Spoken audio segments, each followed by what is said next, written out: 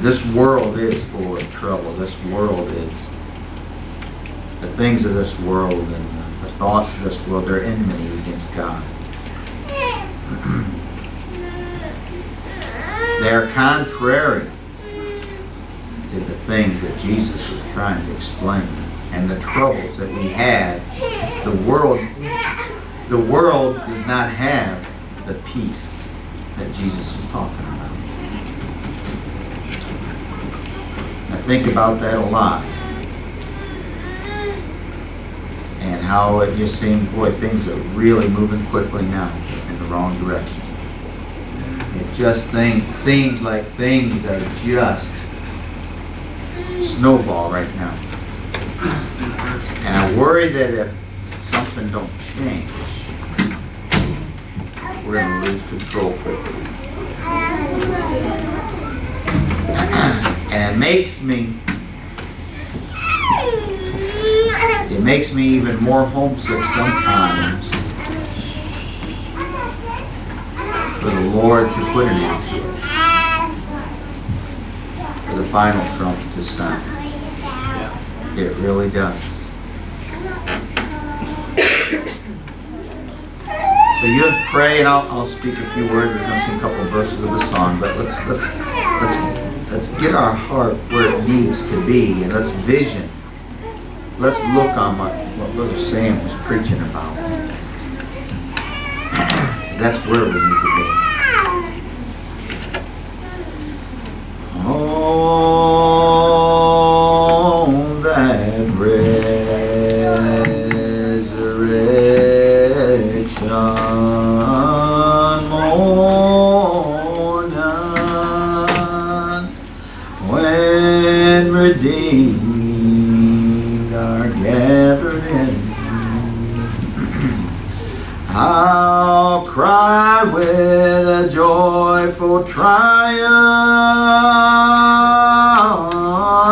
when He calls my name, and we'll all join in and sing hallelujah to my King. I'll cry with a joyful sound, Lord, here I am. Here I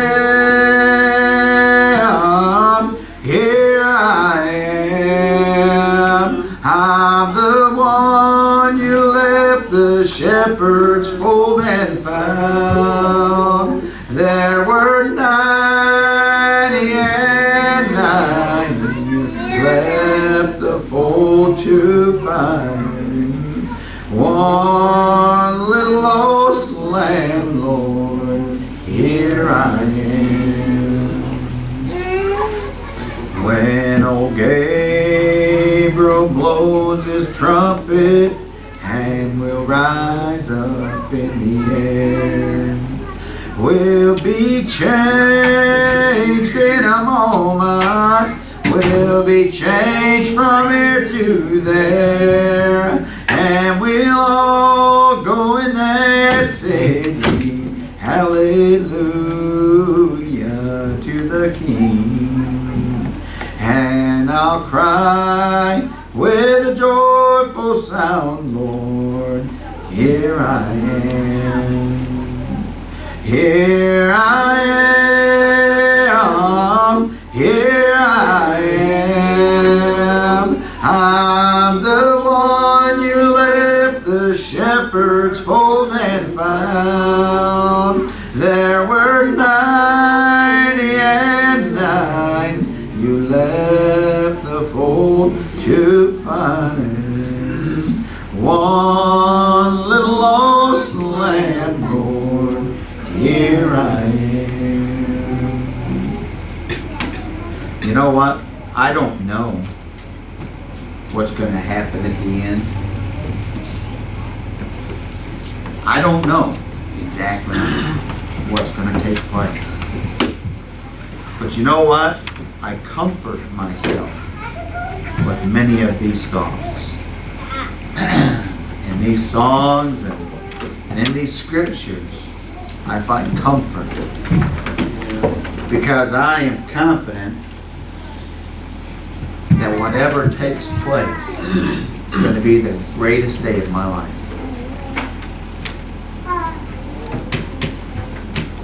That whatever takes place,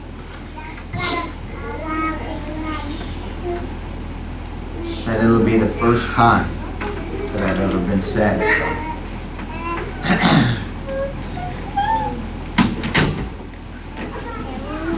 So let's continue looking to God and rejoice in Him.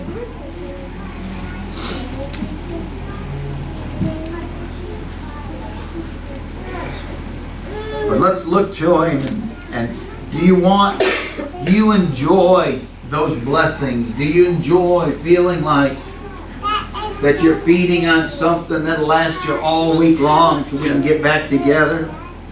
You know what? It's not every time that we come out that I'm able to feed all week long, and you're looking at the fault of that. Sure. You're looking at the weakness when I come here. Listen, but you know what? It's just like we've had so many good blessings here lately. That God has truly touched us with His Spirit and lifted us up and fed us so many times. But you know what? One little thing stuck in my mind, and I think it was last week.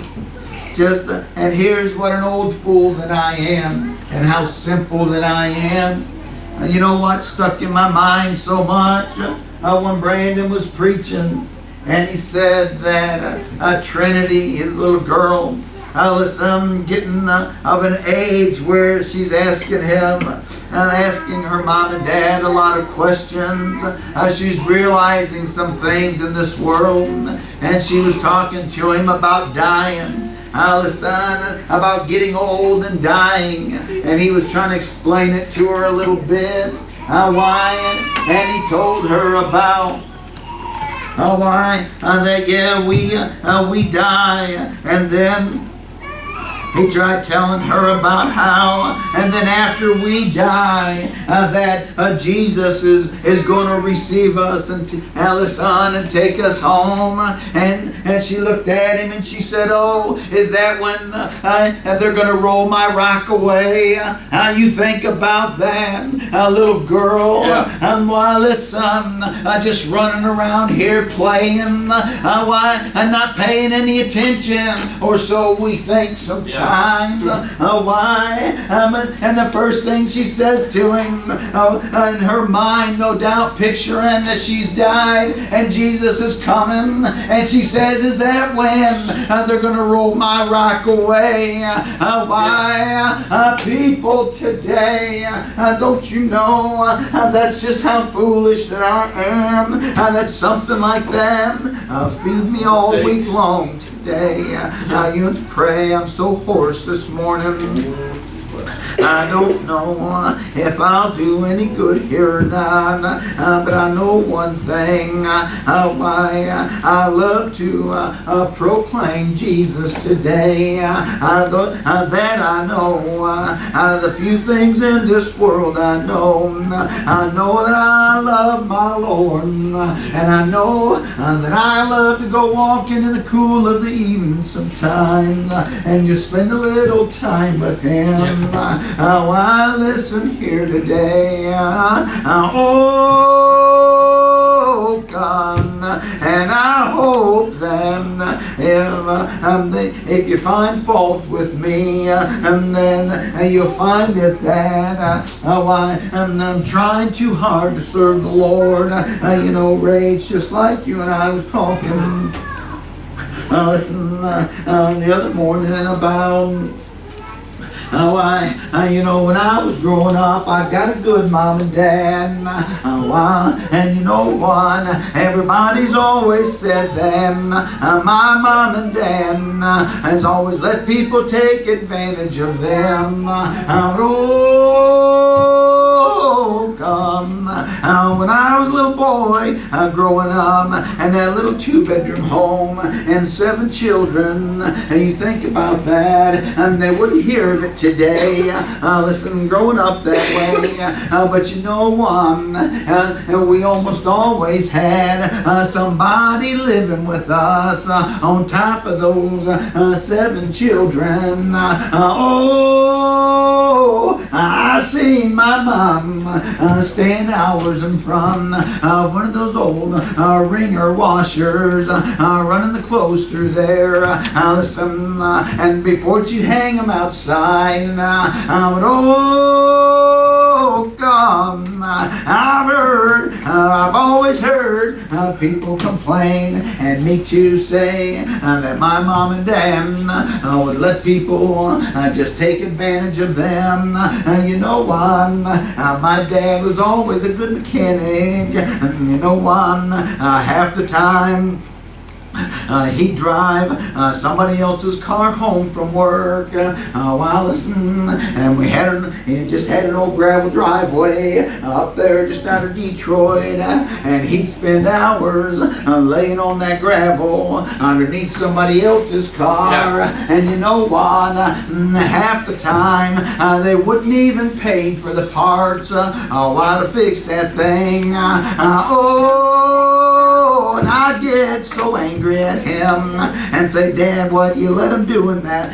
Do you that way? And he'd just smile a little bit. And you know what? Mom would always say, listen, when she was raising us, she'd always tell us, then I've just got to live as close to God as I can, because someday one of my children or one of my grandchildren may need a blessing. Listen, God may remember me. God may remember my prayers that I've sent to Him, and He may send a blessing their way when I'm not even around anymore. Oh God, I want to ask you today, people, as we've often said, if you were on trial for being a Christian, would there even be enough evidence why to convict you today? Or do you just blend in with this world?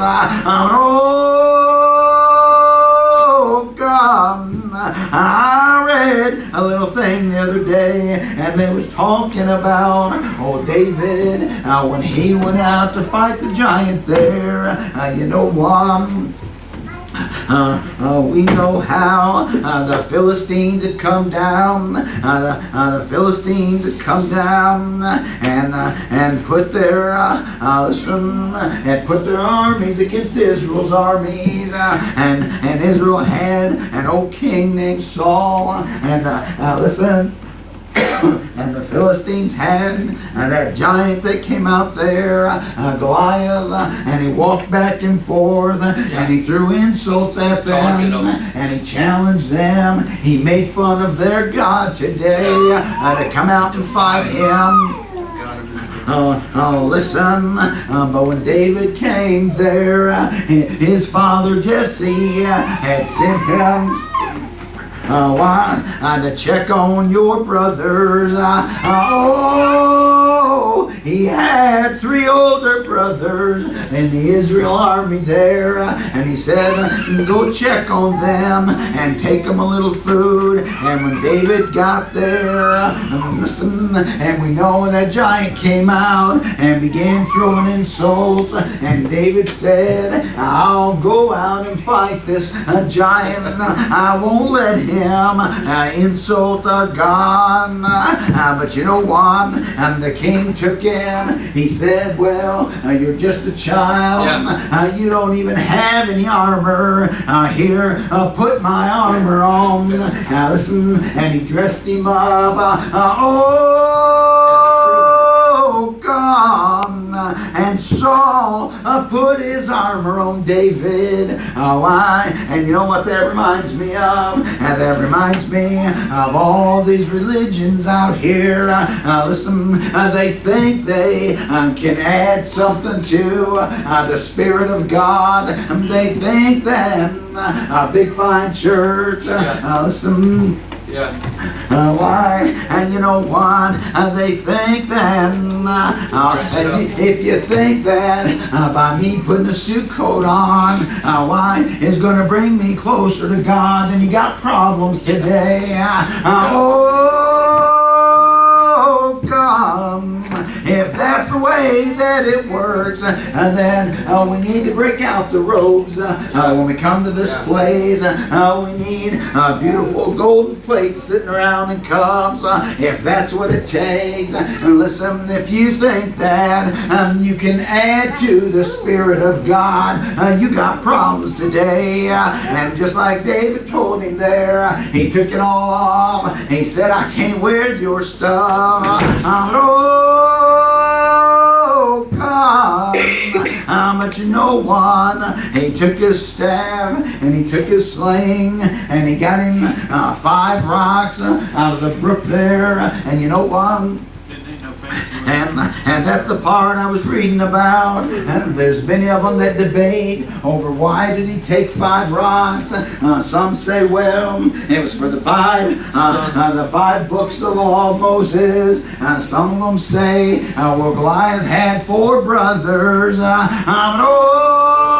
Oh, God, I don't read here where, and listen, I don't even, when these events took place, from the time David got there, listen, from the time David got to the fight and he saw this giant come out, I don't read where he had this big revelation of God that said, David, here's what I want you to do.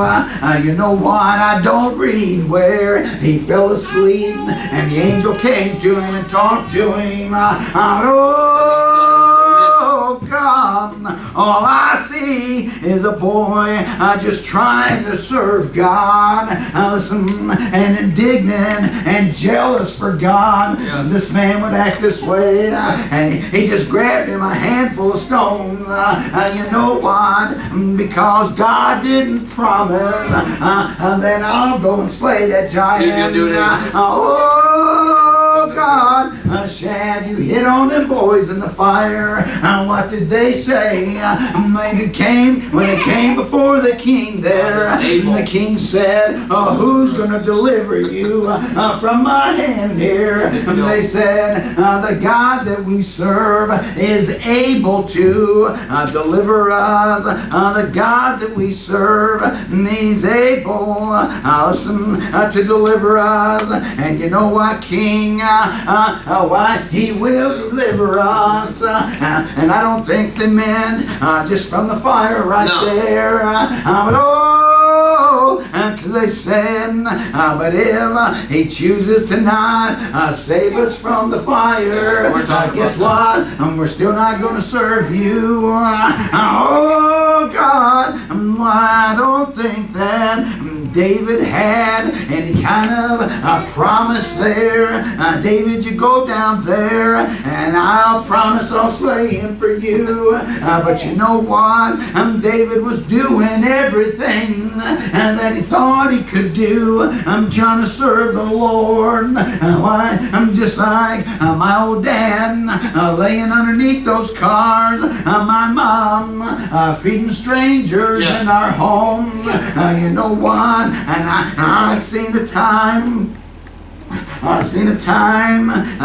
We had about a 900 square foot home, and you know what? And we had these little bitty rooms, and there was a time when it'd be time for us to go to bed, and there was one full-size bed, and right next to it was bunk beds, and we'd have to open up what we called a rollaway bed, and we'd lay it at the foot, and that's all there was in that room. There was no place to walk, but that's how we'd sleep sleep there because we had a house full. I had an old aunt, who was eat up with cancer, and she had a bunch of kids, and my mom and dad went and got those kids and brought them to our house, and we kept them with us. It was fight after fight. They was a bunch of boys our age, and you know what that's like. But you know one, and their dad, those kids is dead. And somebody said, don't you think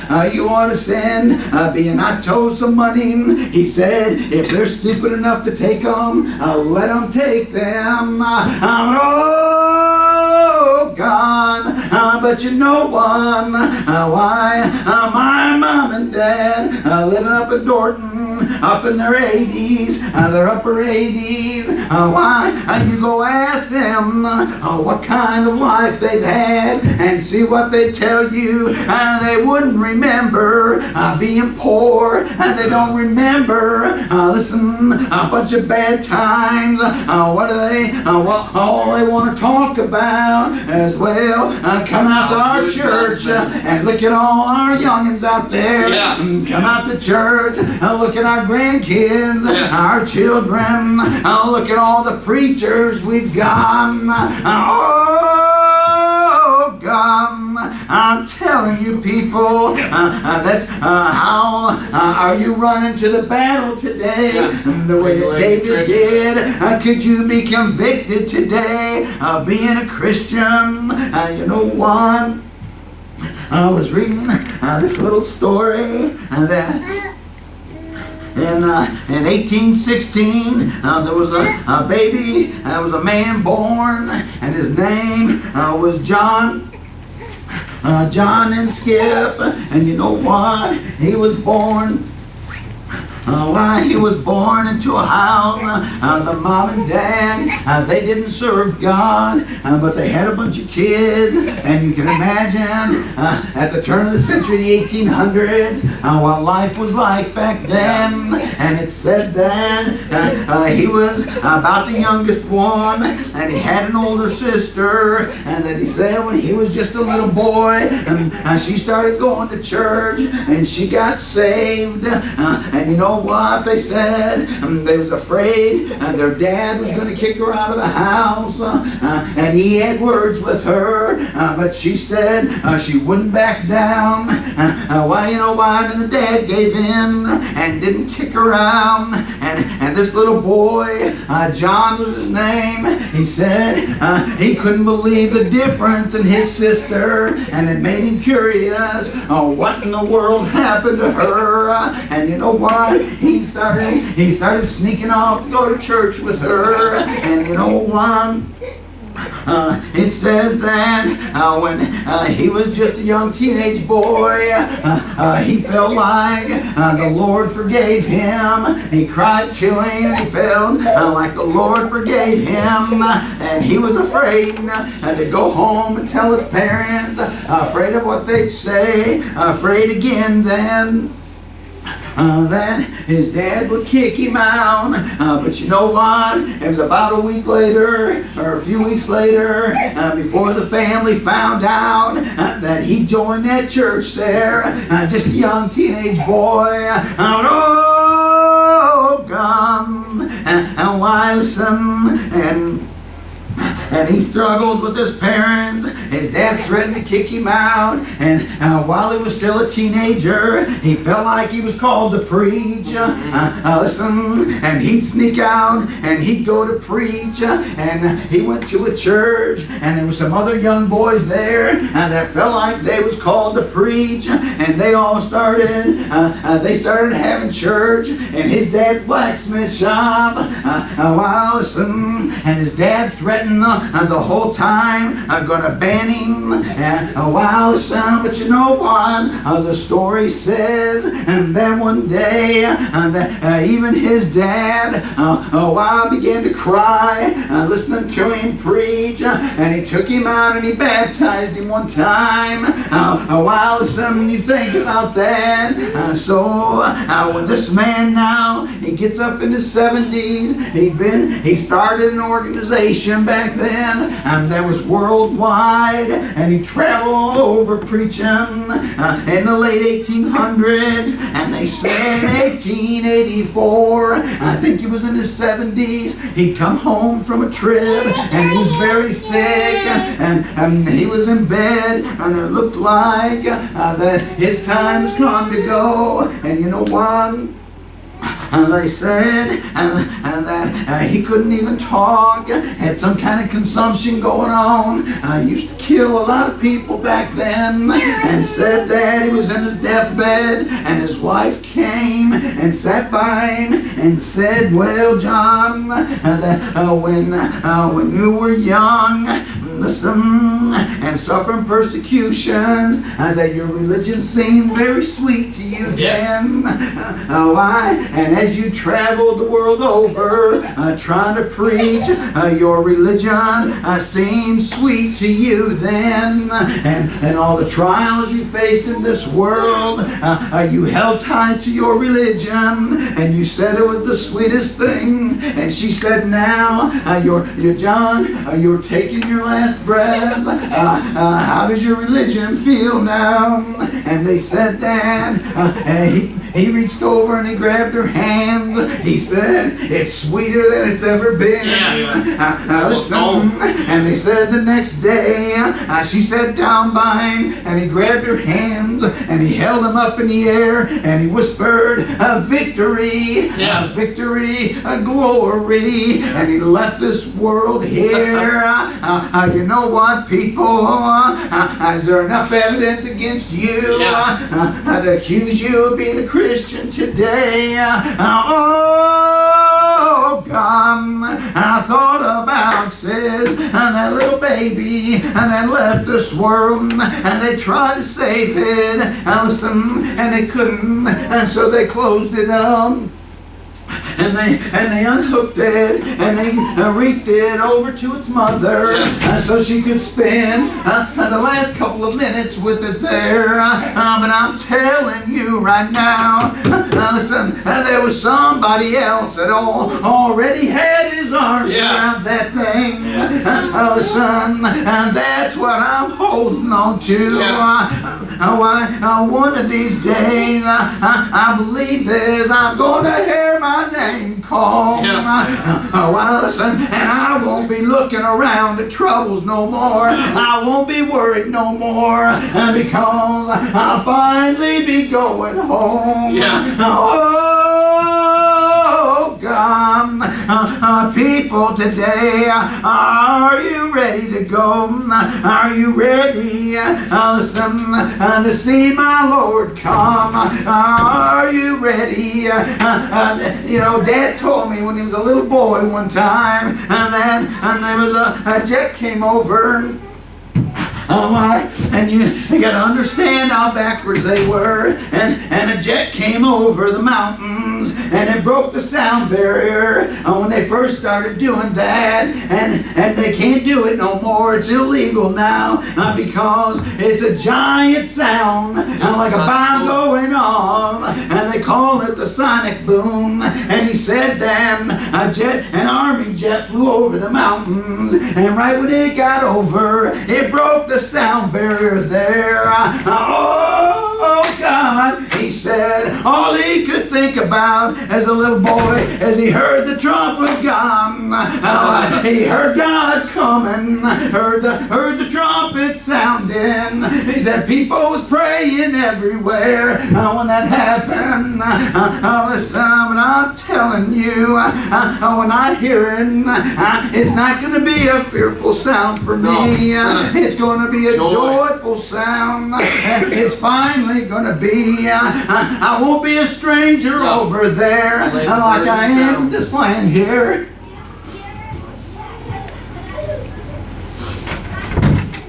Every day, when I read headlines and I see what's going on, I feel like I get to be more of a stranger in this land every single day. I just don't belong here. I don't fit in, and I don't want to be here sometimes. Let's get into the song, and we'll close it out.